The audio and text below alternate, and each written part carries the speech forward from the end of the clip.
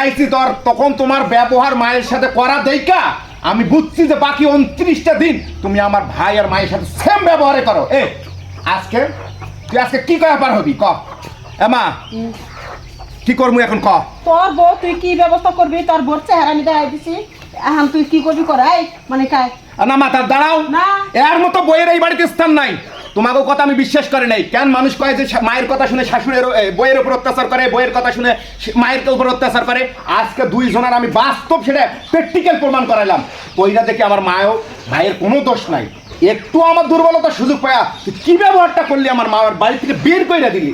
আমার পোলার হাতে যদি সংসার করে খাইবার চাও, আমার পোলারে ভালোবাসা লাগবো, আমারে ভালোবাসা লাগবো, সংসারের দায়িত্ব নেও বাপু, ঠিক আছে? আর সম্পত্তি যা কিছু আছে আমার দুই পোলা বাকিরা আমি দিয়ে দিবি।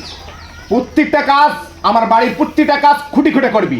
আমার মা বৈশা বৈশা খাবো, আমার ভাই খেলে লেখাপড়া করবো আর খাইবো।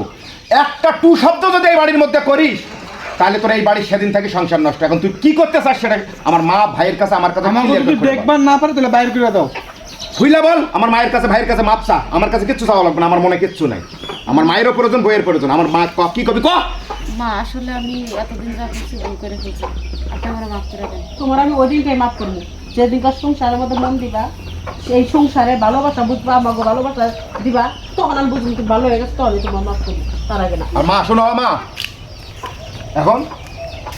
এখন সংসারে মন দাও, ঠিকভাবে সংসারটা করো। আমার মা ভাই সবাইকে ভালোবাসো, সবাই মিলেমিশে থাকি, সংসারটা আল্লাহ তাআলা বরকত দিব। এই সংসারের রুজি রোজগার আরও বাড়বো। বোঝো নাই মৌ?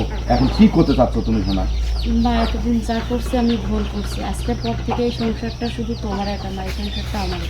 আর এই সংসারে যে মানুষগুলো আছে তারাও আমার খুব আপনজন।